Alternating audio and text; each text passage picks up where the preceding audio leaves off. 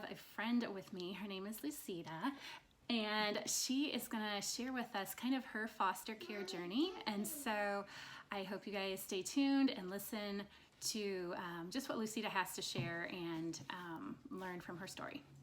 Thank you. Yes. So Lucita, you are a child. You were a child that grew up in the foster care system. Is that correct? Yes. Okay. Do you mind sharing with us just a little bit of your story and what that looked like, time frame in your life? So I was probably about 3 or 4 years old when my biological parents, through very bad decisions, were taken from me. One was put into prison, and the other one took 2 of my sisters and went to New York. And I was left behind. And so a person by the name of Bobby Henderson, that's probably one of my few memories of my childhood, took me in and started the foster care process. I was a ward of the state of Massachusetts.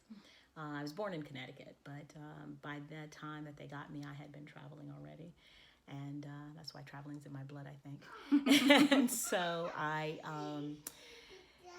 was placed through a religious community called the Baha'i Faith.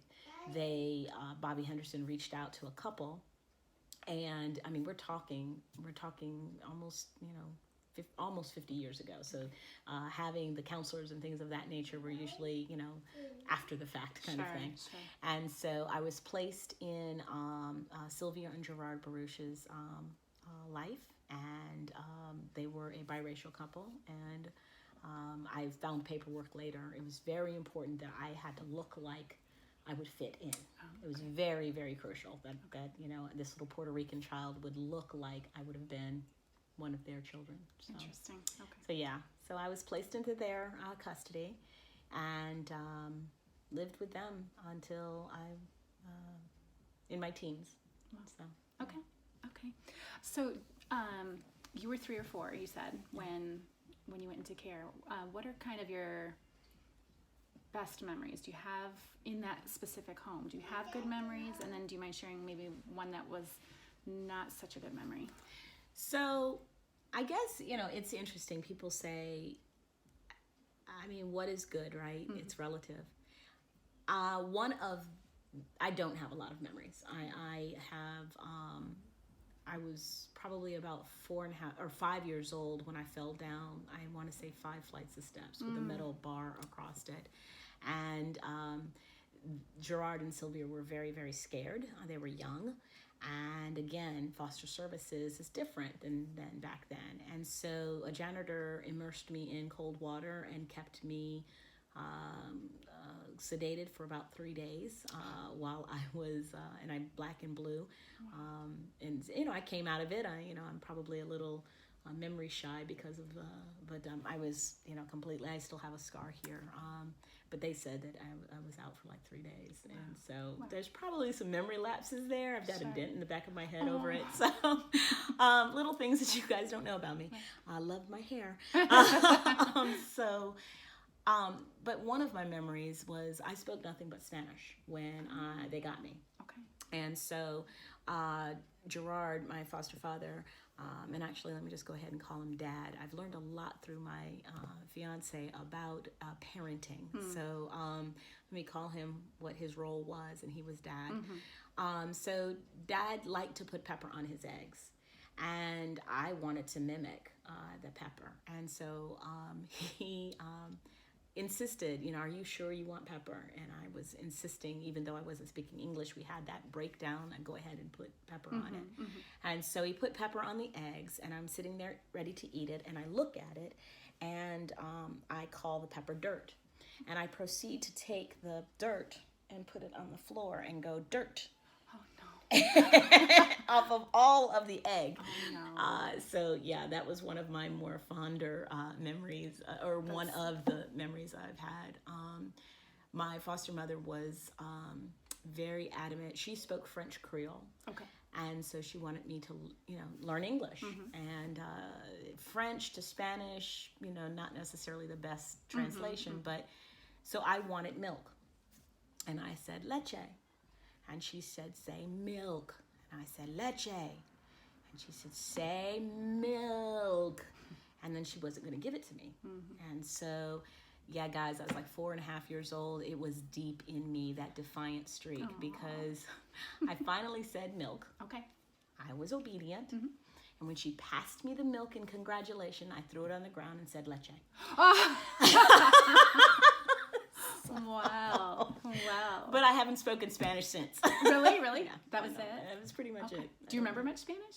I can hear it and I can understand a little bit of it. Okay. But no. Okay. No. That's one of my life goals. Maybe by the time I'm 60, I'll learn Spanish. But yeah. It should. I would think it would come pretty easy. I know, but that's bump on my head. We don't know where if that was What a got language. lost I don't know there, what. right? Yeah. Oh, oh, okay. So do you recall? I know you were kind of young, but like, do you recall the moment that your mom left and your dad went to No. prison? No. From my understanding, it was a pretty traumatic past. The rumor or the paperwork that I had said that I was abandoned in a home. So like they were gone and I was left in a home. Okay. And and you know the neighbors probably found me, you know, by myself crying and that type of thing. Sure. So no. I mean, there's evidence of abuse. Okay. I had burn marks in my genital area. Okay. And my biological mother was a heroin addict, and I don't know if the father was a pimp or what. But back in the day, we're talking, you know, late 60s, early 70s. Right. That, yeah, anything went, and so. But yeah, I had, you know, scarring and that type of thing. So yeah. Okay. So Sylvia and I'm sorry, Gerard. Did they ever end up adopting you, or you just stayed as foster? So, unfortunately, my foster mother, I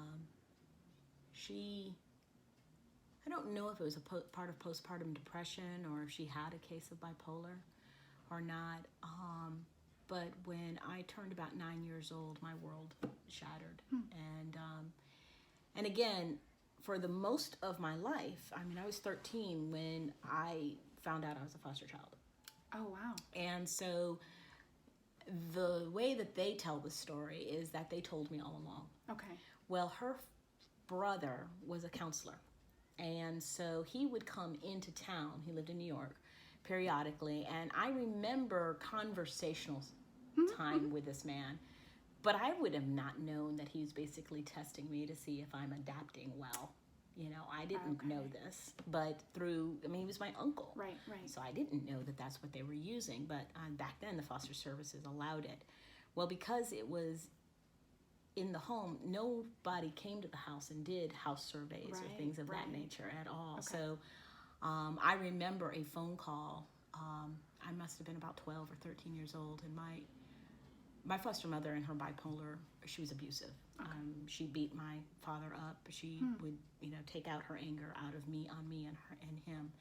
And he never would lay a hand on her. He was the formidable Polish father that just would not, I mean, he was just as sweet as could be. And for the longest time, I really struggled with that role because I thought he could protect me. He should have protected me. Right. Little did I know that in his being there, he was protecting me the best he knew how. Sure.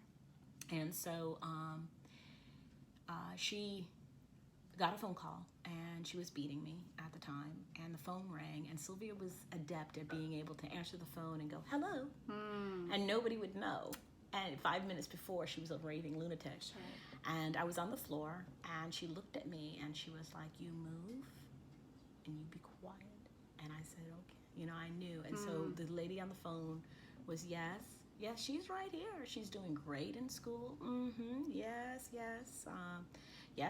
We are definitely keeping up with whatever they were talking about, and we're getting our payments. And, you know, and that's when I started kind of like, okay, what was that conversation? Payments? What are you talking about? What is all this? And I was never allowed to get the mail.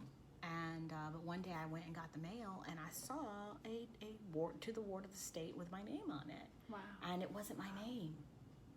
It was this Luz Cintrone. And I'm like, who is that? And so my foster father Gerard came into the room. You know, I had been abused that day, and and he was coming in and to try to console me, and he said to me, he said, I don't know, you just gotta stay clear of her. Just come on, you gotta stay clear of her. And I was laying in the bed and I was facing him. And I remember looking at him and I said, Daddy, am I a foster child? Mm. No, I'm sorry. I said, Daddy, am I adopted? Mm. And he looked at me and he just kind of put his head down and he said, no, Lucita, you're not. And so I was like, oh, okay. And I flipped my head to the wall, flipped myself to the wall, and my back was facing him. And I literally felt a knife go in my back. I mean, he didn't do anything. Right, He said to me, you're a foster child. Mm. And at that moment, I realized there was a distinct difference between adopted Yeah. and foster. Yeah. There was a decision. There was a mindset. And at that moment, you know, the abuse and everything, that was the worst. Mm-hmm. I mean, the beatings and all of that, I could at least say, okay, she's just mean and mad. And this took it to a whole totally different level. Wow. And so yeah, that's the one of those memories that you're sitting there. So I don't remember that moment of Mm-hmm. you know, counselors and things like that. Sure. That's a long way of answering that question, but. Mm. but So yeah. there were no social workers. No one ever came and checked. And... They might have, but they were just always introduced. I was not aware of who they were. Okay. You know, I wasn't raised in an environment where you asked questions of who the adults were. You were Sure. seen and not heard, and even then you were barely seen. Okay. So when adults came over, it was, you know, it was really about my grades. I mean, I remember grades being like the formidable, you know, conversation, Sure, you sure. know, and the fact that I was good at it, I got, you know, Then you were the okay. check. I was doing Yeah. okay, you know. The fact that I wasn't a sickly child, I was okay. The fact that, I mean, I remember one time when she was beating me, I moved and she said, you need to move so I don't put any marks so that they could be seen. You know, so Wow. she knew exactly what she was doing. Yeah. So, yeah. Wow. Wow. But yeah, no. So it was many years later that I would say that the Lord placed me in a home that I felt loved and wanted, and I was adopted by love when I was 30-some years old. Oh, I love it. Yeah. I love it. So you stayed with them though through your I high aged school. out. Oh, I you aged aged out. out at 18. Mhm. Okay. So it is awful. And let me tell you, if ever anybody decides to do foster services, I have to say this, is that it is an injustice to the child to not explain the foster program because there are rules and rights that are entitled to the child Yes. by the government Yes. that I did not have. Yes. And so when I turned 13 and I found out, you know, when I was 13 and I found out I was a foster child, that was very tenuous time.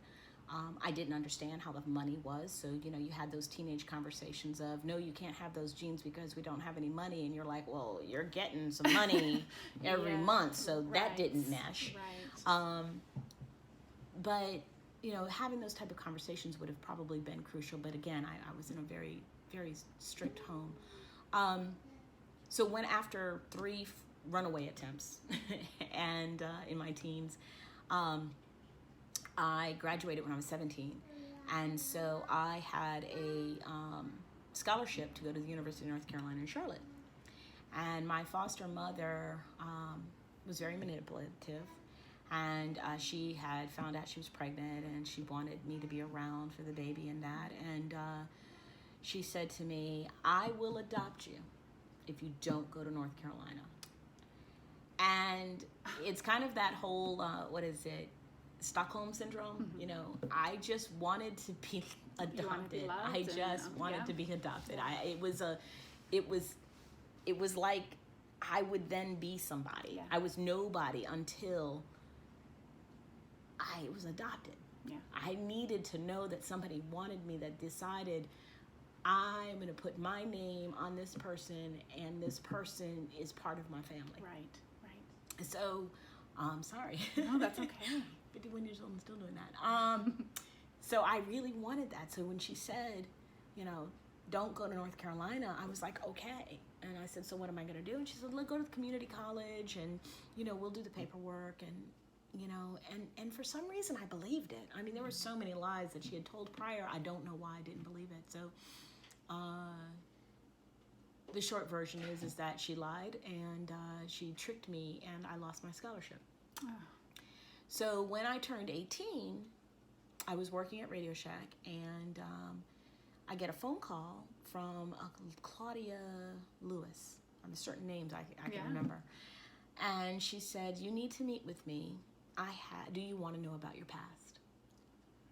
Wow. Well, to a person who has been living in a silo, doesn't have information, doesn't know their rights, is not told anything, having that leading conversation, of course I want to know my past. Yes. So she shows up and she tells me, "You've turned 18. And I said, "Yes." And she's like, "Well, I have this folder here. I need you to sign some paperwork, and I'll turn over your entire life to you if you'd like it." Wow. Wow. Now, fast forward 30 years. God knows I should have kept that paper. I could have gotten that paperwork if I had just said no. But the ward of the state, it's a government, and they're supposed to get you off the system as quickly as possible. Mm-hmm. Had I said no, I would have had to go to the University of Massachusetts. I was still in the ward of Massachusetts. I would have had to go to a university from Massachusetts on their dime. I would have been able to graduate from University of Massachusetts, one of very good, prominent school. Yeah. But she had my paperwork. She had my past. She had a picture of my biological mother. Oh, my word. And so when she showed me that, I was like, where do I sign? Right. So I signed my rights away. So, but I am still a graduate of college, and I'm working on my master's degree. You go, girl. Good for you. Yeah. Good for you. That's awesome. Yep. Wow. So you found out, you said at 13, that you were a foster child. How did that play into like your social life, your life with your friends? How did you share that with anybody? Well, no. Very few people knew anything about me. Okay. I was like an onion. And I was chameleon. I could adapt, because one of the things that Sylvia was very prominent in teaching is that you needed to understand the room and you needed to adapt accordingly. And so one of my gifts that God gave me was being able to be friends with a lot of different people. Sure. But I was very shallow. There was no real friendship. And I wasn't allowed to spend the night at anybody's place, and nobody was allowed to come to the house. And really all that secrecy was a barrier about what she was doing, the abuse. Right. Not so much the foster child. But at 15, I decided to go to the community that was our religious community and said to them, I am being violently attacked, and I'm being abused, and I'm a foster child. And I thought it was a safe place. Yeah. And it was not.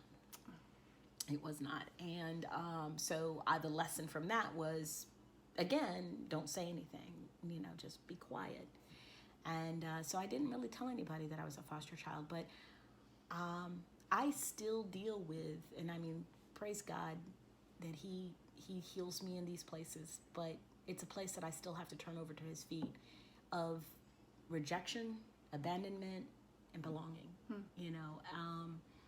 Even though I have people who love me and adore me and call me family and call me sister, and there is, like I said, there's a very unique difference. And I'm not saying fostering is bad, because there's a place for it and there's a right way of doing it. And there's still a way of letting that child who's in the foster service system know that they belong. Yeah. I just never got that. Sure. And that was, I think, the wound that God over years and years is trying to heal with me. But just not knowing that you belong. So I didn't belong. I didn't belong to friends. I was very dismissive when you say socially. If I didn't think I could trust you, I dismissed you as a friend. Okay. I mean, I ran through friends. It took me, I was 30 years old when I realized, or almost 30 years old, that this type of life was not going to be long. That's not smart. I couldn't, there might be a billion people out there, but I can't run through them all. Right. Right. Exactly. So, exactly. I wasn't a very good friend. I was not very good socially. I didn't have that, I was phony. Yeah. Very phony. So did you put all your energy into your grades then? Because you said you were very all I good. did. That was your grades. School. Okay. School and listen to Casey Kasem. My gosh, he has brought me through. I mean, man, the radio, the music, but no, it was school.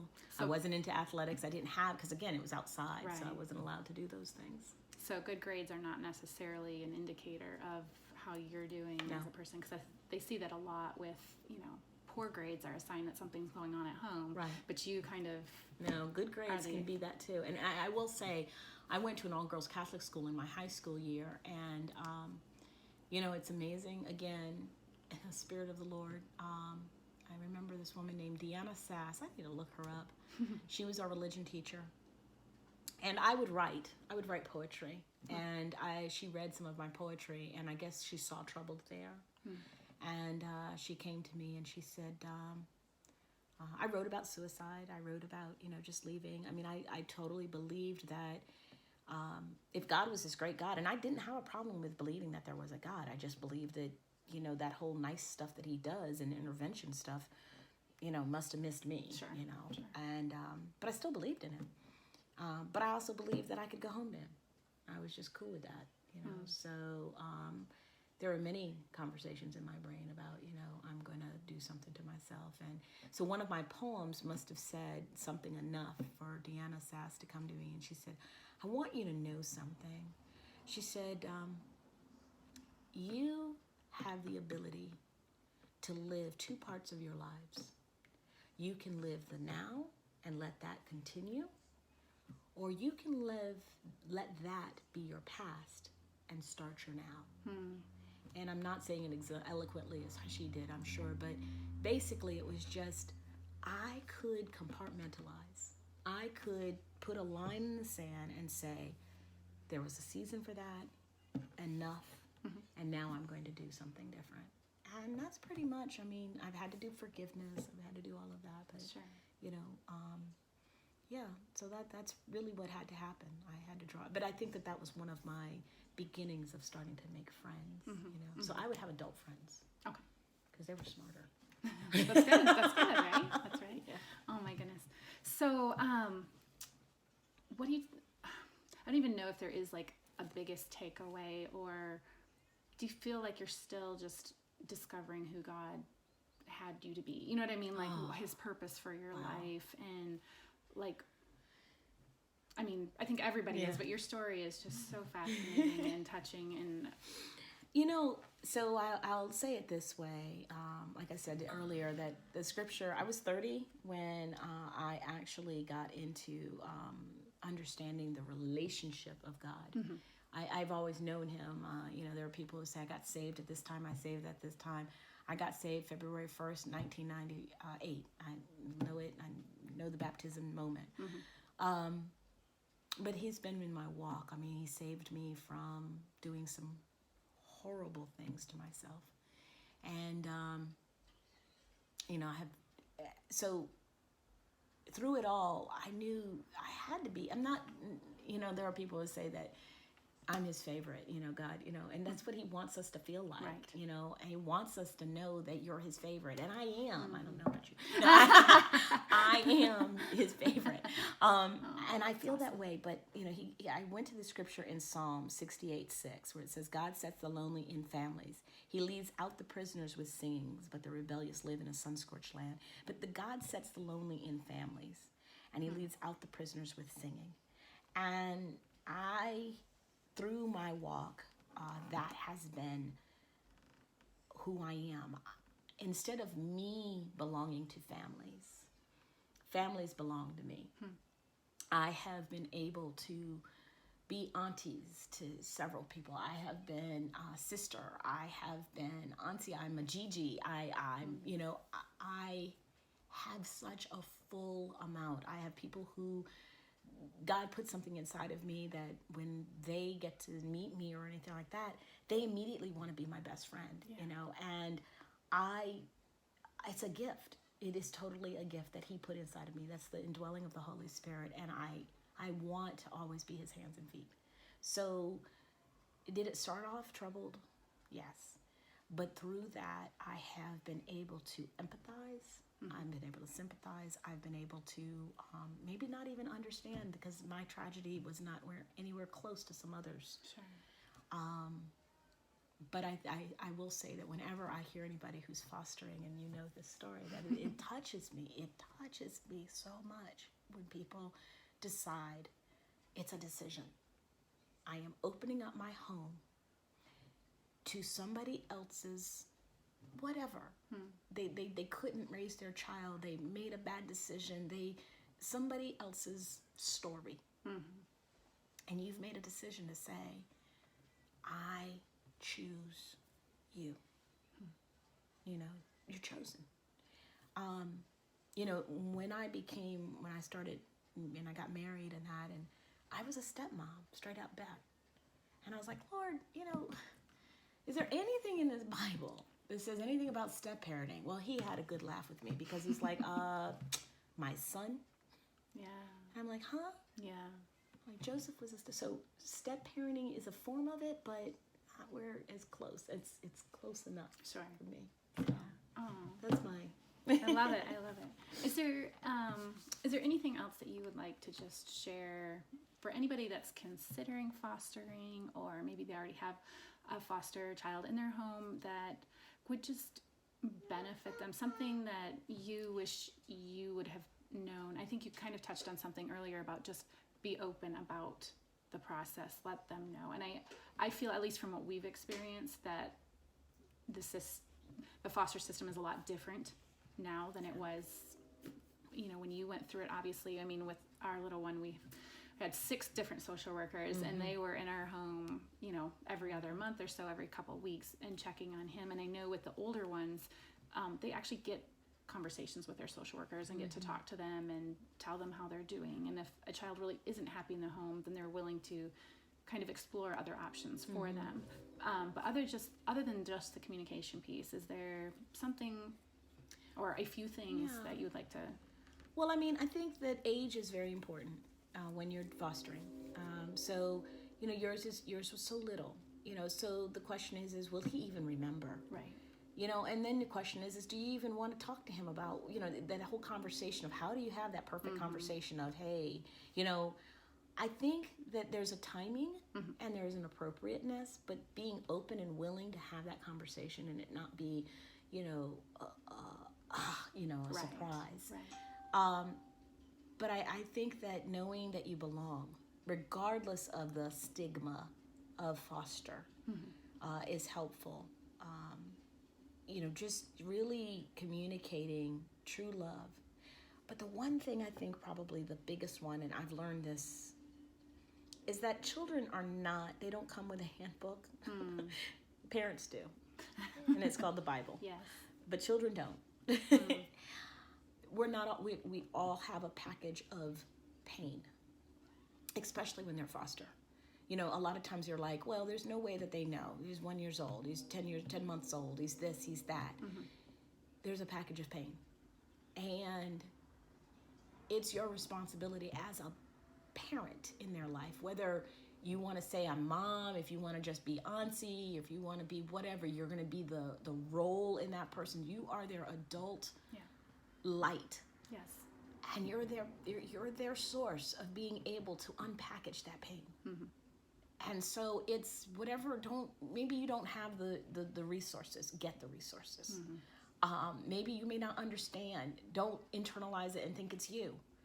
But understand that you got to help them package that pain and unpackage it, because I've dealt with abandonment. I was abandoned by my biological mother. I was abandoned by my biological father. I was abused by, so unpacking that and not leaving it up to a little 10-year-old to try to figure out, or a 13-year-old.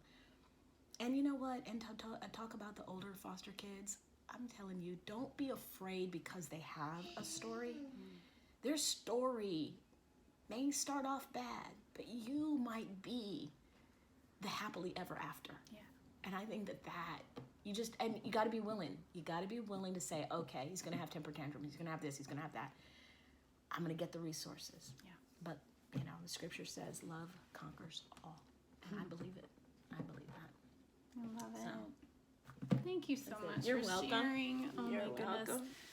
Thank you, Lucita. Thank you so much. And I hope you guys have just really been touched by this last few minutes as I have, and just Lucita's willingness to just share what God did in her life and continues to do through her life. And it's a process, I think, and it's gonna be just something that you work on your whole life, and that's okay. But you get to become closer to Him through your growth, through your pain, and every time you kind of peel back a new layer of your onion, you get to know Him more. And what a beautiful, what is it? Beauty out of ashes? Yes. Yes. Beauty out of ashes. Love it. Love it. Thank you, Lucita. Thank you. Bye, everyone.